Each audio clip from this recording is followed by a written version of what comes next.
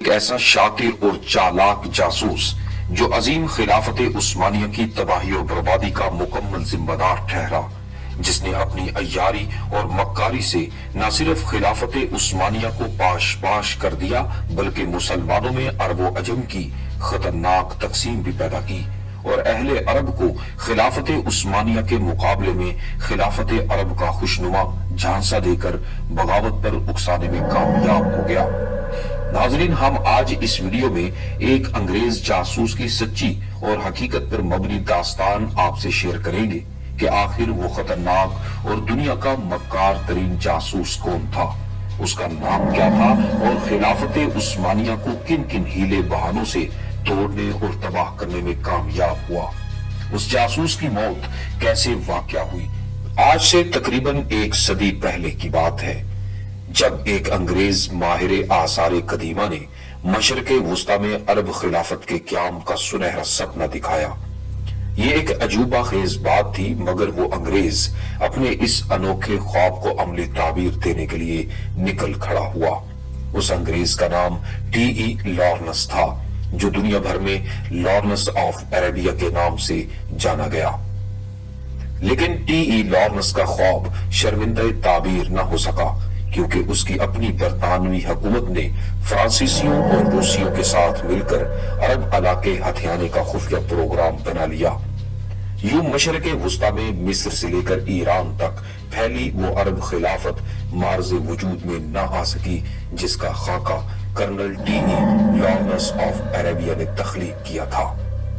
حیرت انگیز بات یہ ہے کہ تقریباً 100 برس بعد آج عربوں کا ایک گروہ عراق و شام میں اپنی خلافت کا اعلان کرتا ہے، اگرچہ مسلمانوں کی اکثریت اس خود ساختہ خلافت کو تسلیم نہیں کرتی۔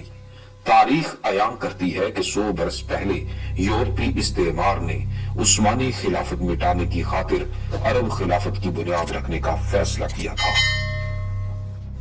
ناظرین، یورپی استعمار نے پھر جو تہ در تہ سازشیں کی، ان کی داستان بھی بہت عبرت انگیز ہے۔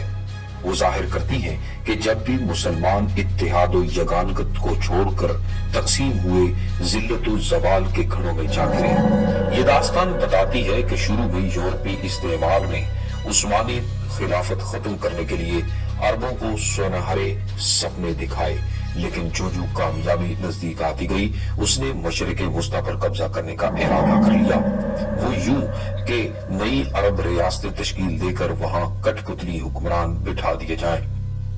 سن 1888 عیسوی میں برطانوی علاقے ویلز میں پیدا ہونے والا ایک ناجائز بچہ تھامس ایڈورڈ لارنس بلحاظ پیشہ ماہر آثار قدیمہ تھا۔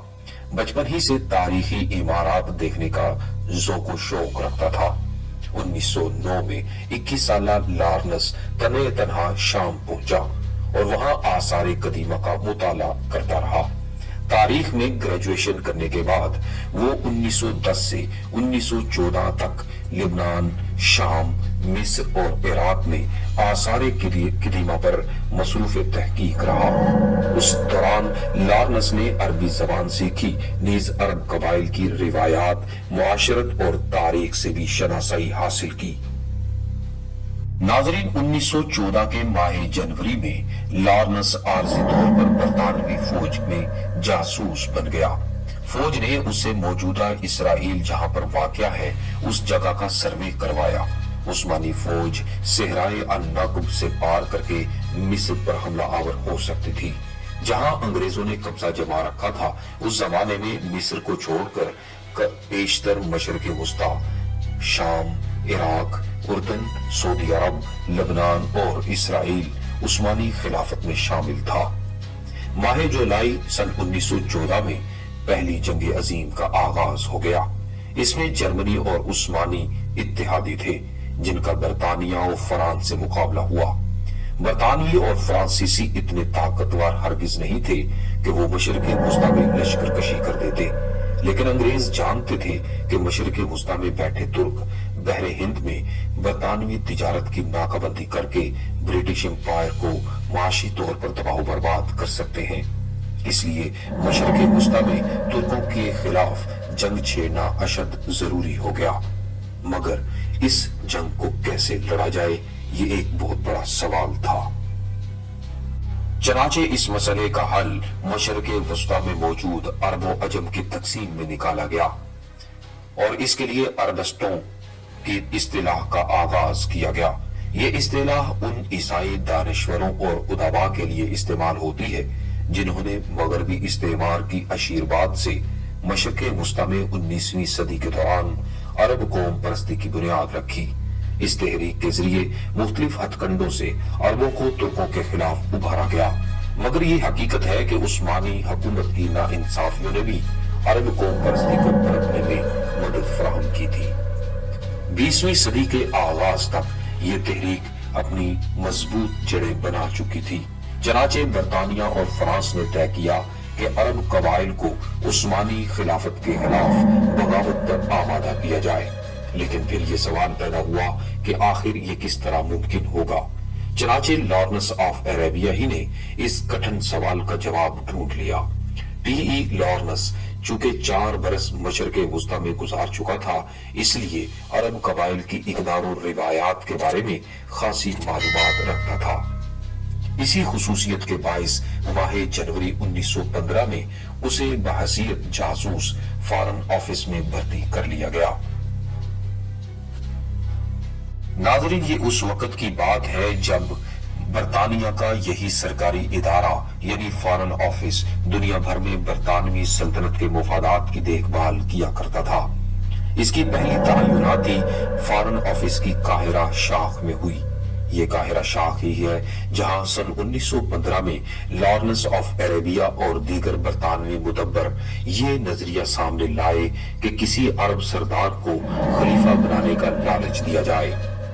ایسی عرب خلافت جو تقریباً پورے مشرق وسطی پر محیط ہو، یوں وہ شان و شوکت اور طاقت میں عباسی خلافت کی ہمسر بن جاتی جو اپنے وقت میں دنیا کی سپر پاور رہی تھی۔ چنانچہ اس نظریے کے سلسلے میں لارنس ہی نے ایک مبسوط مقالہ بھی لکھا اور اس میں عرب قبائل کی تاریخ، قبائلی اختلافات، تہذیب و معاشرت اور اطوار و تفصیل سے بیان کیے۔ مقالے میں لارنس نے لکھا کہ مشرق وسطی کے سنی عرب قبائل کو متحد کر کے وہاں ایسی خلافت کا قیام ممکن ہے جو طاقت و حشمت میں عباسی خلافت کے ہم پلہ بن جائے۔ برطانوی حکومت نے فوراً اس عرب خلافت کے قیام کی تجویز کو منظور کر لیا۔ چنانچہ اب مشرق وسطی میں ایسے طاقتور عرب سردار کی تلاش شروع ہوئی جو بغاوت کا سرغنہ بن سکے۔ انگریزوں کی نظریں شریف مکہ حسین بن علی پر جا کر ٹھہر گئیں۔ شریف مکہ یعنی حسین بن علی خادم حرمین شریفین کی حیثیت سے عرب قبائل میں شہرت رکھتا تھا۔ مزید برآں پہلے ہی اس کے دل میں شاہ حجاز بننے کی تمنا سمائی ہوئی تھی۔ اس کی چاہ طلب خواہشات سے انگریزوں نے فائدہ اٹھایا اور پرکشش ترغیبات دے کر اسے عثمانی خلافت کے خلاف بغاوت کرنے پر آمادہ کر لیا۔ یہ ماہ جولائی سن 1916 کی بات ہے۔ ماہ اکتوبر سن 1916 میں لارنس کو حجاز بھجوا دیا گیا تاکہ وہ حسین بن علی کی فوج کے ساتھ مل کر عثمانی ترکوں کی چوکیوں پر حملے شروع کر سکے۔ تب تک وہ کیپٹن بن چکا تھا۔ عرب قبائل میں بغاوت کو ہوا دینے کے لیے کرنل لارنس کا اہم کردار تھا، اور وہ یہ تھا کہ اس نے حسین بن علی اور اس کے بیٹے شہزادہ فیصل کو قائل کر لیا کہ وہ برطانوی جنگی حکمت عملی کے مطابق عمل کرتے رہیں۔ اس حکمت عملی پر چلتے ہوئے باغی عرب قبائل چھاپا مار کارروائیاں کرنے لگے اور ترکوں سے براہ راست مقابلہ نہیں کیا گیا۔ جلد ہی حجاز اور نجد کے کئی قبائل شریف مکہ سے آن ملے۔ انہوں نے حجاز ریلوے کو بھی سخت نقصان پہنچایا جس سے ترک فوج کو سپلائی ملتی تھی۔ سپلائی کٹنے سے عرب شہروں میں مورچہ بند ترک فوج محصور ہو کر رہ گئی۔ برطانیہ نے شریف مکہ کی عرب فوج کو جدید اسلحہ دیا اور مالی امداد بھی پہنچائی۔ آنے والے 2 برس میں لارنس کی رہنمائی میں اس عرب فوج نے حجاز و نجد میں کئی اہم قلعے ترکوں سے چھین لیے۔ ان کامیابیوں کی بدولت وہ عرب فوج کے کمانڈر شہزادہ فیصل کا دست راست اور لیفٹیننٹ کرنل بھی بن گیا۔ नाजरीन, दिलचस्प बात यह है कि जब मशरिक वस्ता में कर्नल लॉरेंस अरबों के साथ मिलकर तुर्कों से नबर्द आजमा था, तो बरतानिया, फ्रांस और रूस की हुकूमतें जंगे अजीम में कामयाबी को यकीनी देखकर मशरिक वस्ता के हिस्से मुकर्रर करने का मुआहिदा तैयार करने लगी। माह नवंबर सन 1915 से मुआहिदे पर बातचीत शुरू हुई और वो माह मई सन 1916 में पाया तकमील तक पहुंच गई। नाज़रीन, तारीख में इस मुआहिदे को साइकस पैक्ट का नाम दिया गया। इस मुआहिदे की रूह से मौजूदा इराक, कुवैत, उर्दन और इसराइल के इलाके अंग्रेजों के हिस्से में आए। लेबनान, शाम और शमाल मशरकी तुर्की फ्रांसीसियों को मिला, जबकि इस्तांबुल समेत बकिया सारा तुर्की रूसियों के हिस्से में आ गया। मगरबी मुअर्रिखीन का दावा है कि कर्नल लॉरेंस साइकस पैक्ट के मुआहिदे से बेखबर था। जब अवाखिरे 1918 में मशरिके वस्ता में तुर्क फौज को शिकस्त हुई, तो फिर उसे उस मुआहिदे का इल्म हुआ। इसकी बाबत जानकर कुदरतन हुसैन बिन अली के अलावा कर्नल लॉरेंस ऑफ अरेबिया को भी बहुत सदमा पहुंचा। बरतानवी हुक्मरान अब हरगिज नहीं चाहते थे कि मशरिके वस्ता में ताकतवर अरब खिलाफत का क़याम अमल में आए। यूं अरब ताकतवर होकर इलाके में बरतानवी तिजारती और माशी मफादात के लिए खतरा बन सकते थे। मगरबी ताकतें मशरिके वस्ता में छोटी अरब रियासतें कायम करना चाहती थी, ताकि अरब ताकत तकसीम होकर कमजोर हो जाए। मजीद ये कि बरतानवी हुकूमत का एक बाअसर रुकन वजीर खजाना डेविड लॉयड जॉर्ज, जो बाद अज़ा वजीर आजम भी बना, इंतहा पसंद ईसाई था। चनाचे इन ईसाइयों को आजकल ईसाई सहूनी यानी क्रिश्चियन ज़ायनिस्ट्स कहा जाता है। यहूद ही फलस्तीन के असल मालिक हैं, ये इन ईसाइयों का नजरिया था। और ये भी कि मस्जिद अक्सा की शहादत के बाद जब हैकले सुलेमानी तामीर होगा, तब ही हजरत ईसा अलैहिस्सलाम जमीन पर नजूल फरमाएंगे। माह दिसंबर सन 1916 में यही डेविड लॉयड जॉर्ज बरतानवी वजीर आजम भी बन गया। उसने फिर सहूनी रहनुमाओं से वादा किया कि फलस्तीन में उन्हें एक अलहदा वतन इसराइल के नाम से दिया जाएगा। माह नवंबर सन 1917 में होने वाला ऐलान बाल्फोर इसी वादे की अमली शक्ल साबित हुआ। नाजरीन, पहली जंगे अजीम में हस्ब तवक्को उस्मानी तुर्कों को शिकस्त हो गई और उनकी खिलाफत सिमट कर तुर्की तक महदूद होकर रह गई। अगर मुस्तफा कमाल पाशा की क़यादत में तुर्क फौज अंग्रेजों और यूनानियों को मार न भगाती, तो आज का तुर्की शायद कहीं छोटा और कटा फटा होता। उधर यूरोपियन से धोखा खाकर हुसैन बिन अली सख्त गुस्से में था।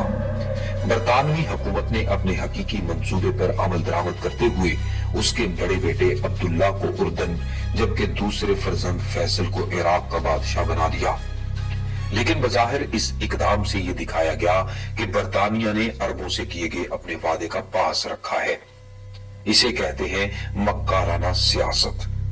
तुर्कों के खिलाफ बगावत करने वाले शरीफ मक्का का इंजाम अच्छा नहीं हुआ। वो सन 1925 तक ही शाह हिजाज रह सका कि इब्न सऊद ने उसकी हुक्मरानी का खात्मा कर दिया। बरतानवी अब इब्न सऊद की हिमायत कर रहे थे। उधर इराक में सन 1958 में फौज ने शहजादे फैसल की औलाद की हुकूमत का तख्ता भी उलट दिया। अब सिर्फ उर्दन में हुसैन बिन अली के वारिस बादशाह बने बैठे हैं। पिछले 100 बरस में ये बुनियादी तब्दीली भी आई कि अब मशरिके वस्ता में जारी ग्रेट गेम में सल्तनत इग्लेशिया की जगह रियासत हाय मुत्तहिदा अमेरिका ले चुका है। नाजरीन, इस सारे तनाजर में और इस सारी दास्तान में टी.ई. लॉरेंस एक मुअम्मा की शक्ल इख्तियार कर गया। 5.25 फीट का पस्त कामत कर्नल टी.ई. लॉरेंस पुरस्कार शख्सियत का मालिक था। मगरबी मुअर्रिखीन का दावा है कि वो अरबों का हामी था। उसकी कोशिशों से अरब आजाद हुए और उसे 7 पिलर्स ऑफ विजडम नजरिए को असल तकवीयत लॉरेंस की आपबीती से मिलती है।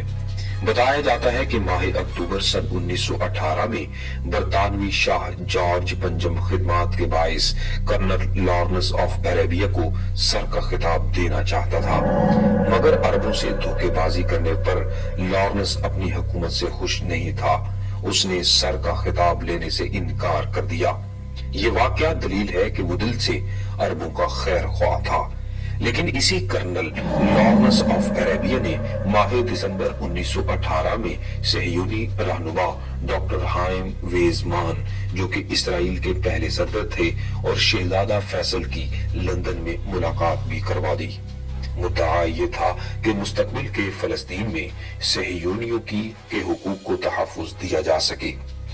डॉक्टर वेजमान ने शहजादे को यकीन दिलाया फलस्तीन में यहूदी अमनो अमान से रहेंगे और ये कि फलस्तीन में मुकीम होने वाले 40-50 लाख यहूदी फलस्तीनी अरबों से कोई तारुज नहीं करेंगे।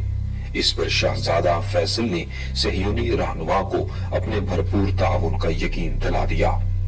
याद रहे, उस वक्त शहजादा यही समझे बैठा था कि फलस्तीन कर्नल लॉरेंस की तजवीज करदा अरब खिलाफत में शामिल होगा।